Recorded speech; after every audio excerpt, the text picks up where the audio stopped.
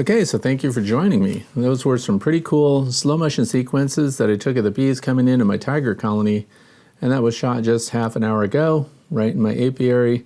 What it doesn't show very well is that we have really high wind conditions right now, but it is 50 degrees and we have intermittent rain coming and going, so it's actually not a terrible day. The bees are all flying around, they're foraging, and they're finding pollen in the environment, so that's fantastic. Today is Saturday, March the 30th, and this is Beekeeping Frequently Asked Questions number 10. So I was going to wait until next week to put this up, but I changed my mind. I just decided, I put that feeder shim video up yesterday for those that wanted to know how to make their own. And then I decided, why make everyone wait? We can get this information out now. And since the weather's kind of rough still, and we're going right back down to the 30s tomorrow. So even though it's spring, we can't always get out there, and that's why feeding is so important, and we're covering that today too. So if you want to know what questions are going to be answered in this video today, look down in the video description, and I'm going to line item each one and let you know what we're going to talk about. So if there's nothing of interest, you won't be wasting your time. And if you're not a new beekeeper, this may be boring to you. We are geared towards backyard beekeepers that keep from 1 to 10 hives, and just hopefully some helpful information. When you're not a commercial beekeeper, you can afford to do things differently. You can be as fancy as you want because the investment is over just a few hives to 10, and it's not gonna break the bank if you do a few extra fancy things to help your bees along. So that's the target group for these discussions. So I want to draw your attention to, this is the April edition of Bee Culture magazine. And the reason I want to talk about this is I get a question. There's a really good article in here. I get a question all the time. Why don't we just take our beehives and stick them inside buildings and heat and ventilate the building for the harsh winter, and then they all survive, and then we bring them outside and place them back out in the apiary? Well, there's a kind of a sad article in here really from a commercial beekeeper up in Michigan in the United States, one of the most northern areas. And he took the time and trouble to put all of his hives inside a big climate-controlled insulated building and spent all that money on the electricity and the gas and everything it took to keep that place controlled and warm and sustained through the winter. And all of his hives looked good going through, and as it got into midwinter, they started to die off, and eventually he suffered a 100% loss of his bees. We've kind of talked about this in the past where, just imagine the devastation of losing livestock like that. So this individual, he says he's gone from being a commercial beekeeper to now a hobby beekeeper just because he is unable to sustain his hives in that environment.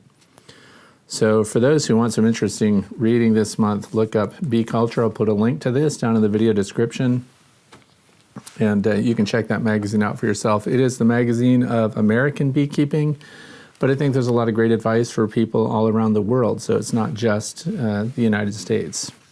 He also attributes most of his losses, by the way, to Varroa destructor. So the Varroa parasite apparently got out of hand and just wiped out all of his colonies eventually. So the follow-on aspect of what he plans to do this year is that he's going to do a lot of Varroa treatment. We started this year, I use Varroa-resistant hygienic bee lines, always have.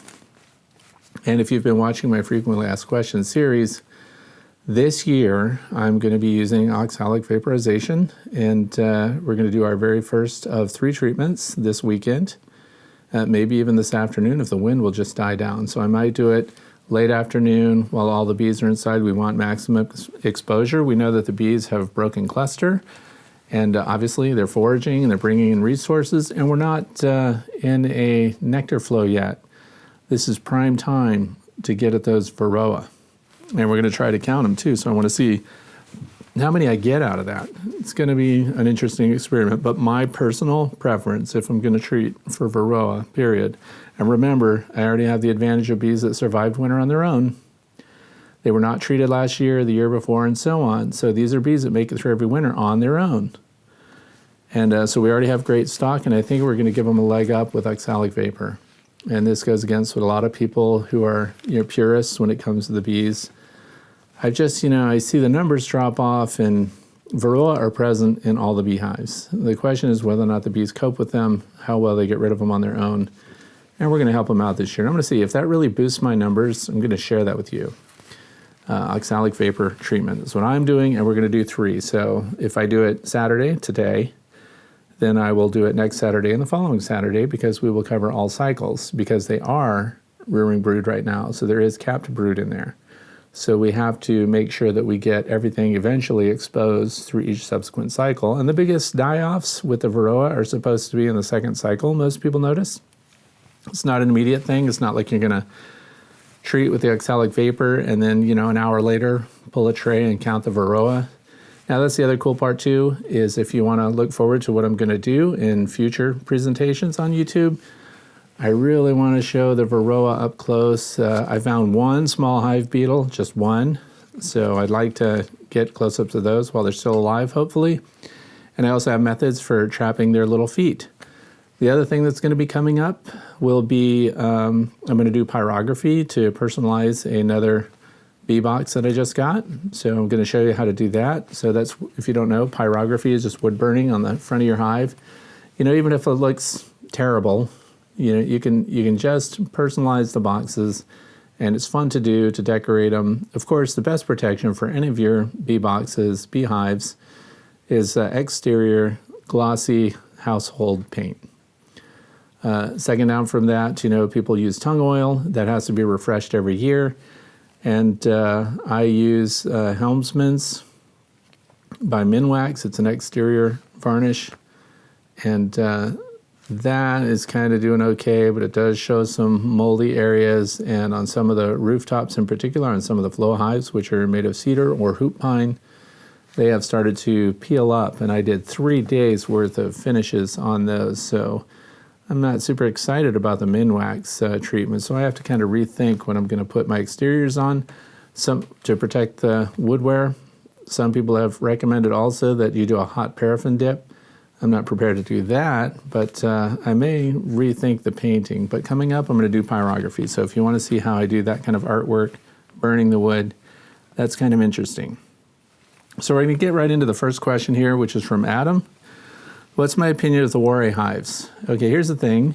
When it comes to beehives of different designs and different practices, when it comes to beekeeping, unless I've done it myself, I really don't have a solid opinion about it. And of course, like everyone else, and like you might be doing right now, I look at YouTube to see what's going on, and I've looked at the Warre Hives, and I've noticed that there's a method they have. The boxes are different dimensions, so they don't take the standard frames of the Langstroth boxes and so on. So we're into specialized equipment. And I've noticed that most of those Warre Hive beekeepers are not using frames at all. They're just letting the comb develop naturally, and it's suspended from the top of the box. So that's kind of a problem. So what I want to know is, does that even meet the requirements of my state? So if the state inspector says I have to have frames, and then I have to pull it and be inspected, because that's what's defined in when you're keeping bees. That's why we can't just take a cut hollow log and let our bees build up in it and then manage that as some kind of colony. Everything has to be accessible and inspectable. So if I had a Warre hive, the top, the way they take off honey is they pull the whole top off and they scrape off all the comb, and then they crush and drain the honey from the comb. So they're really pulling out 100% of the wax and 100% of the foundation and everything else. So right now my plate's kind of full when it comes to the type of hives I'm going to experiment with and evaluate. I'm still evaluating flow hives. I'm not even interested yet in the apami hives, again, for reasons I've discussed before. So I'm using Langstroth and flow hives right now. I don't have personal experience with the apami hive, but the Warre hives, I would like to know more about from the inspector end of it. What if you had a Warre hive and a state inspector showed up and needed to look into all your hives? They don't just look at 1 or 2 hives. He looks at every single hive and pulls all the frames. So when they do that, you have to be ready to harvest honey then, because there's no way to inspect that comb. So for right now, and then someone else said, well, then get a Warre hive, but put frames in it. Well, now we're kind of back in the territory of, an 8-frame or a 10-frame Langstroth hive. So for right now, my opinion is that I don't personally need it, because what I'm doing right now is not broken. So, and it's convenient. Everything that I'm doing right now suits me personally very well. So the Warre hives, my opinion is I don't have one, just because I haven't used them. and I don't know what the regulations are in my state. Your state may allow it. I mean, I don't know where the people are that are running them. I did do a quick YouTube search on it, and I saw someone cutting all the comb out of the top to show how it gets harvested. Cutting all the comb out for harvest is not something I personally want to do because where I live, northeastern United States, it gets cold and I need the bees to have drawn comb and resources. If I did that at the end, our normal honey season when we're drawing off is usually in the month of September here. So, and then that leaves October, November for them to finish out capping off their resources, and then they get through winter, hopefully. I couldn't really, at that time of year, be cutting away all their comb. And then, of course, based on what I understand, the Warre Hive, you're adding the new boxes underneath, and they're just extending down as they go. So you take off the top, and everything kind of moves up. So just personally, it's not of interest to me right now, but thank you for bringing it up. And again, I don't have a solid opinion because I don't have personal experience with it. But I'm waiting for feedback, and I'll let you know. If that's not allowed in my state, based on inspection requirements, then I can't do it anyway. The number 2 question was from Merrick, and it was feeder shim dimensions and plans. So I already answered that yesterday because I just dedicated a whole video to it and made a feeder shim with the integrated bottom board. So it's my own design, but it's just a very basic thing, and has a feeder hole in it and allows you to feed dry, liquid. You can put pollen patties underneath of it. Check out that video. I'll put that in the video description here so that you can watch that if you're interested in feeder shims, because this time of year, this is when you need to have that on. In fact, through winter, good feeder shim with an integrated bottom board like the one I showed yesterday allows you to open a hive without exposing your bees to cold, and you can replenish their resources if they're using them. Again, even on a cold, rainy, terrible day like today, for example, but we're back in the 30s tomorrow, I can still open the top and see what the feeder situation is because I'm not exposing that cluster to the cold elements. And so it's pretty cool. Check that out. And thank you for that question, Merrick, by the way. Now we're all the way down to Aaron.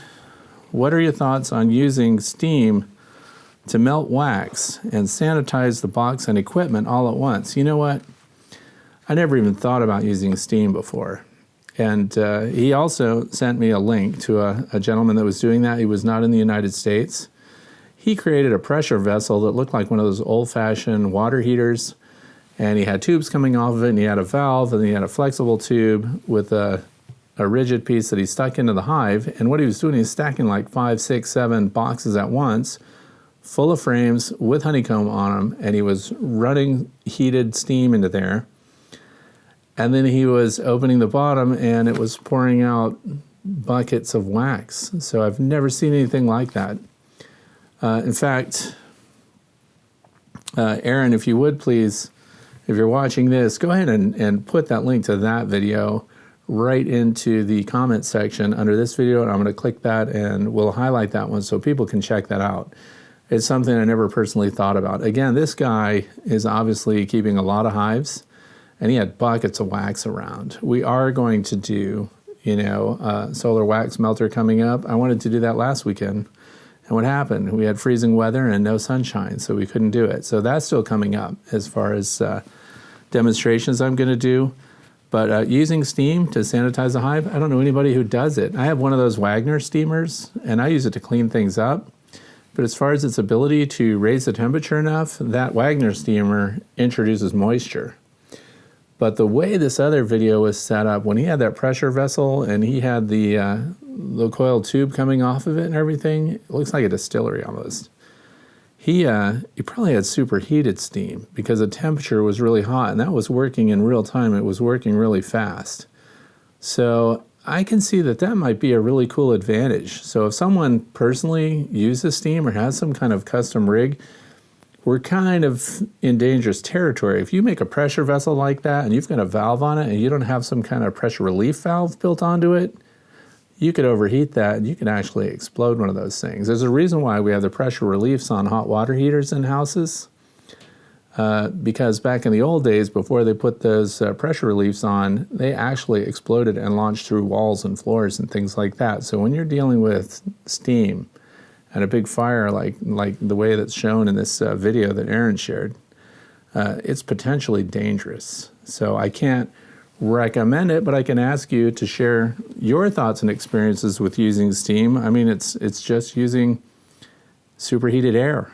So I think it's a great idea if it can be done safely. And because when it melts all that wax inside, it's going to melt the wax and the propolis and everything else. So I see that as kind of cool because the whole interior of these hive boxes will now have a sealing of wax and propolis. So that's pretty cool, and get ready for the next season. I like it. I just don't have any experience, but my opinion is that it's very interesting and worth looking into more. So if you're watching this, look for Aaron's link down in the comment section. After losing hives, packages and nuke coming in and no sign of disease. Okay, so they have packages and a nucleus coming in. Okay, so no signs of disease, just reuse the equipment. I see no problem with that. I use my own equipment over and over, and like if you're going to do splits or install a package, I don't personally do any sanitizing. What I do is store all my equipment in a shed that's unheated, and it goes through winter, and of course it's exposed to sub-zero temperatures. And as far as taking care of bacteria and things like that, I personally don't have any sanitization methods. But I will say that if you have package bees coming in, or if you've got a fresh nuke coming in, the package bees are completely exposed.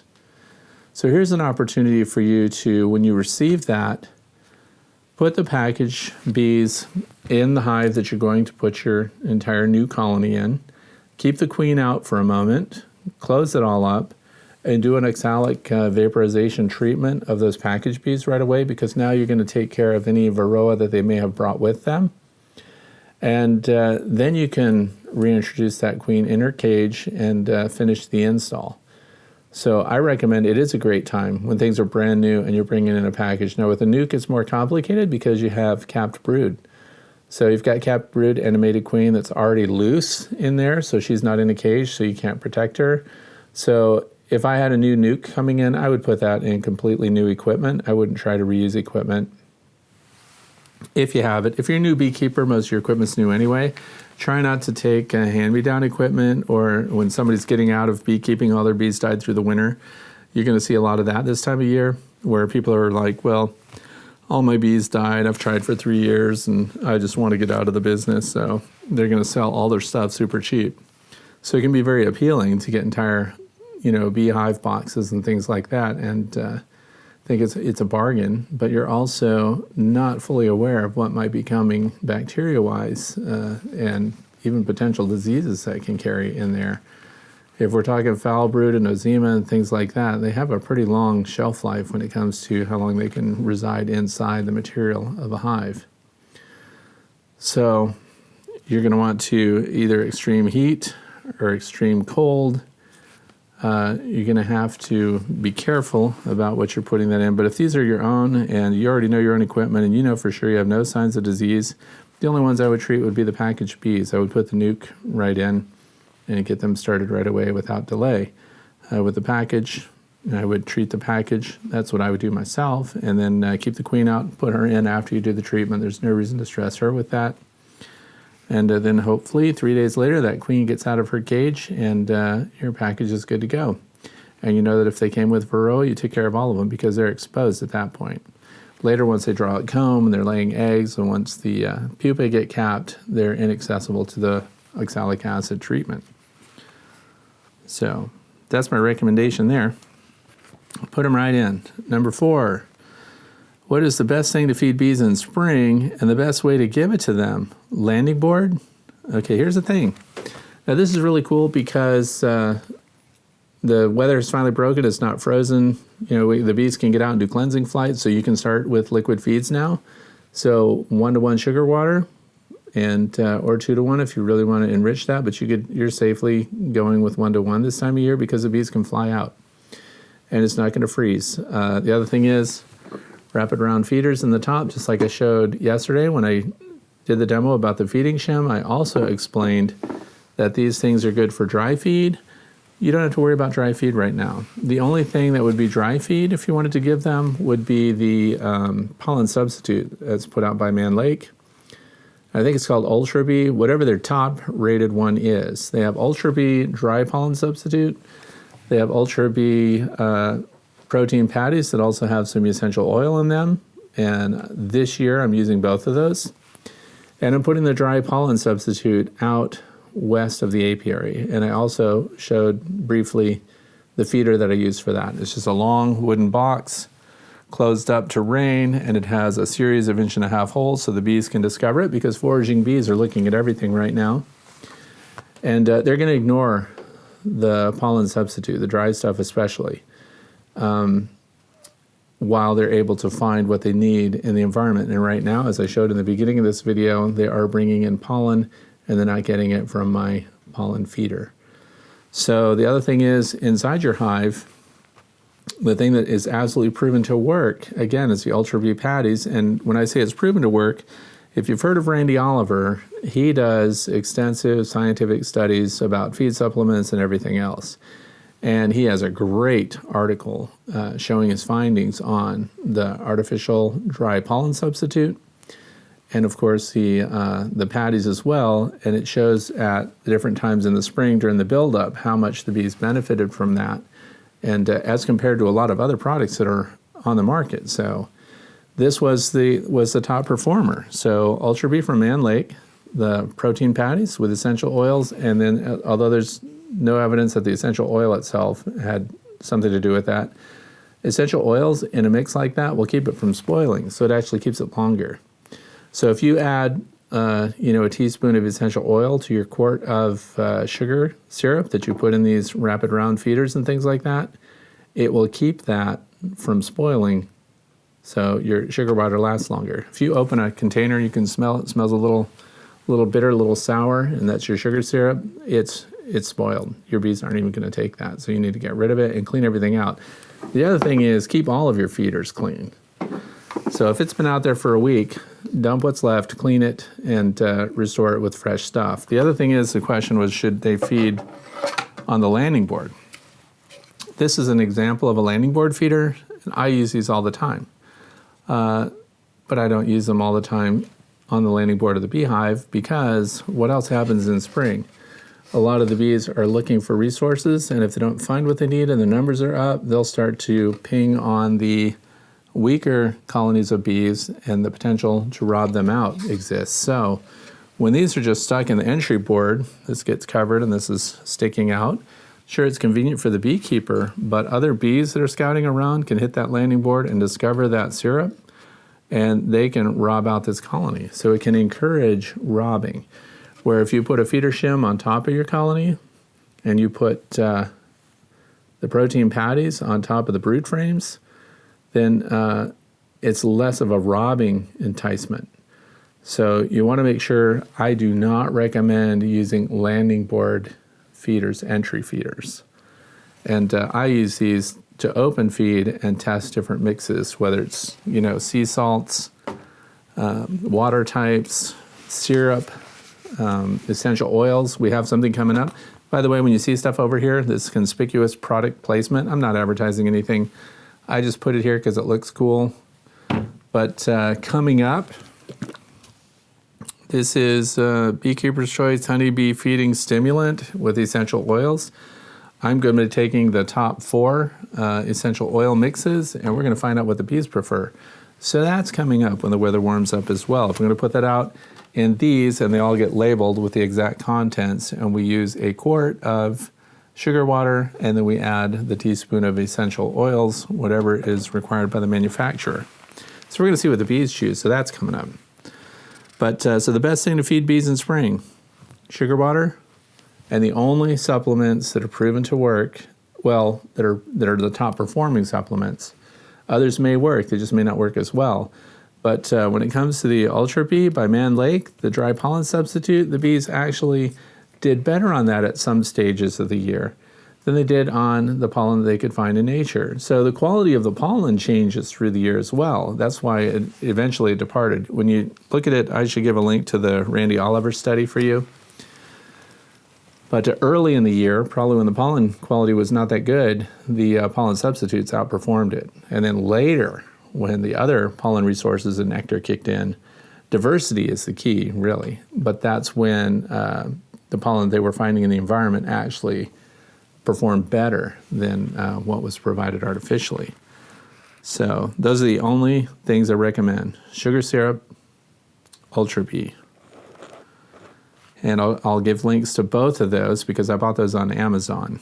And I think you can also get them from Man Lake's website as well. And I have a 50-pound bag of dry pollen substitute. That was $100.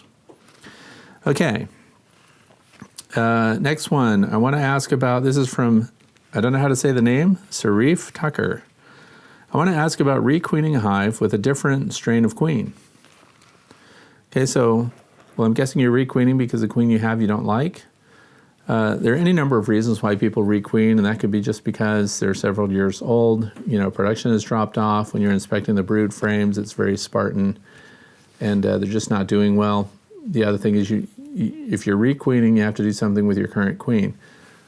Don't throw your current queen away. One of the reasons to requeen might be temperament. If every time you go by that hive, they zing out and attack you, it's time to get rid of that queen. And maybe you've got a new, more mild queen coming in. So he did not say which type of queen he had coming in or why he wanted to requeen, but you have to get the queen pheromone out of that hive for a while.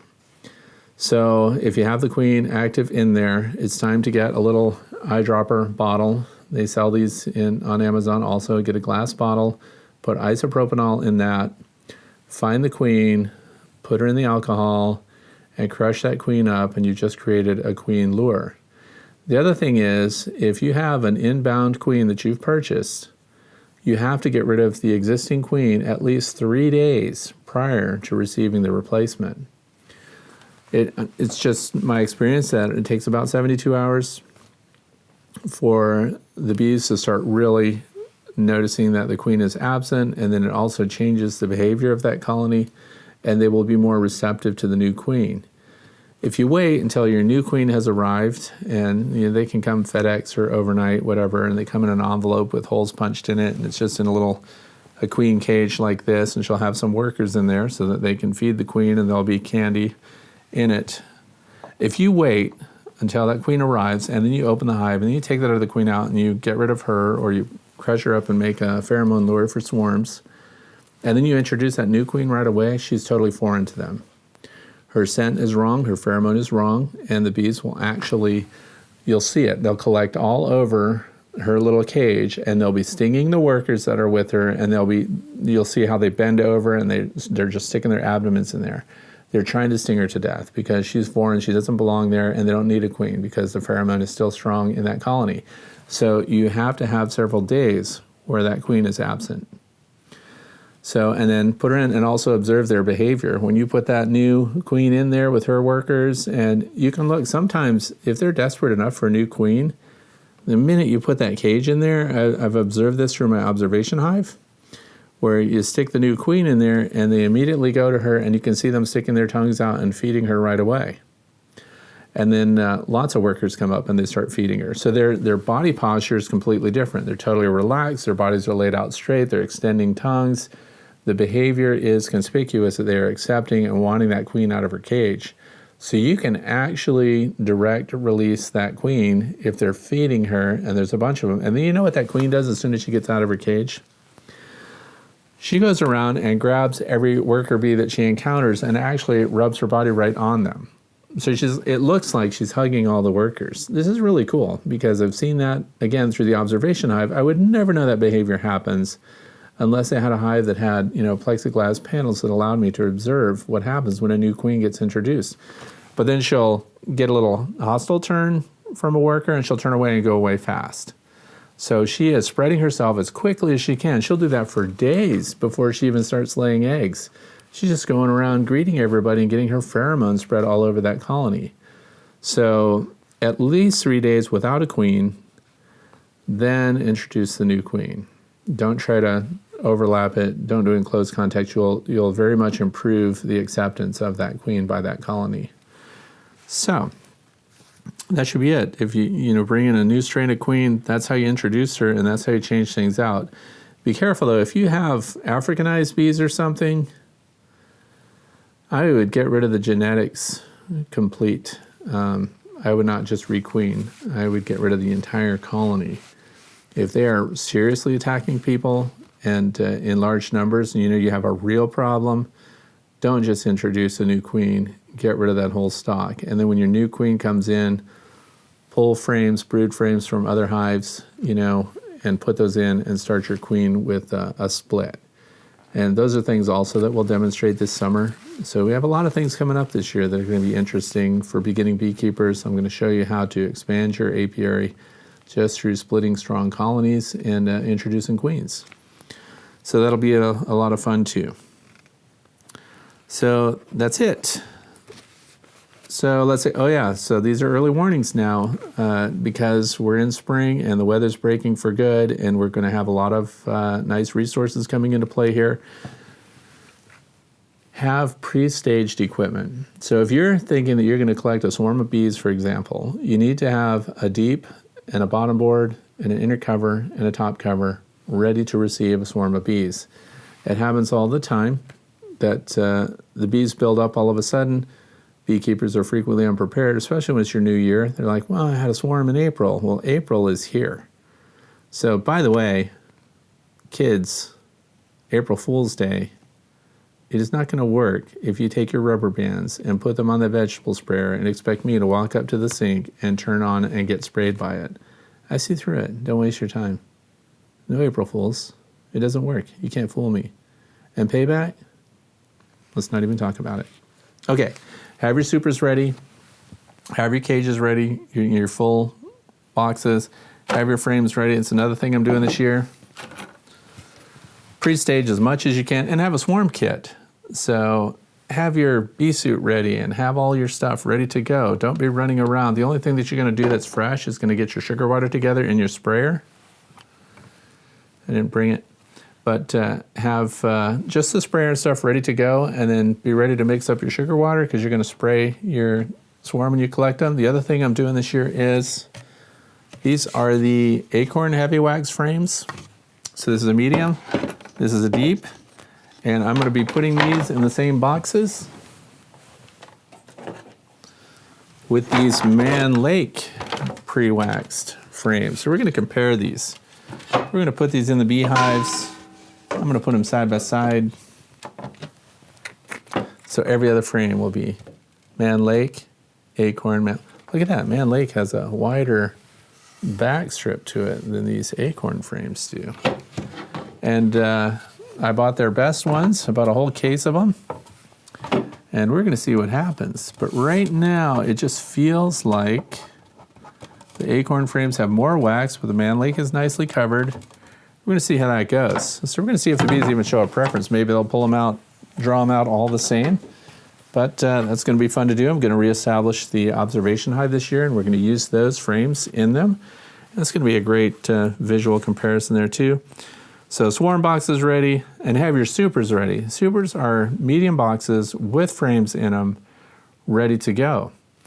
When those numbers in your deep box, when you're starting with bees, and when those numbers start to build up, they will swarm out if you don't provide them areas to expand into. So have your super boxes ready to go. If you don't have medium supers or another deep, if you're going to do two deeps, pre-stage, pre-finish everything. Get it ready and have it stored and ready to put on your colony, because the buildups can happen remarkably fast. And if you're not ready, they'll build up, all the resources will jam in there, the nectar flow will come on, and guess what's going to happen? Your bees are going to swarm. And if they swarm out and land on a tree somewhere that you don't notice, swarms happen fast. So if you don't have the luxury of being able to walk out and assess your bee attitudes, then you may lose a bunch of your bees. So be prepared to expand those colonies as they go. And keep the feeder shims on, keep the feed on, hive top feeders. Curacao, like this blue one up here, some kind of hive top feeder that's completely enclosed that you can service without exposing the bees. Be prepared for terrible weather. We don't want to lose all their developing bees. We want the brood to be sustained. So have everything ready. Feeder shims just in case. And that's it. The way it works, if you have questions for frequently asked questions for beginning with bees, and you want to put those down in the comment section, if it seems like it would have broad appeal to people, please feel free to post your question down there, and we'll add it to frequently asked questions number 11, which will come out at the end of the week, usually on Friday, Saturday at the latest. Thanks for watching. I hope your bees are doing great, and I look forward to reading your comments and getting questions from you about beginning with bees. Have a great day.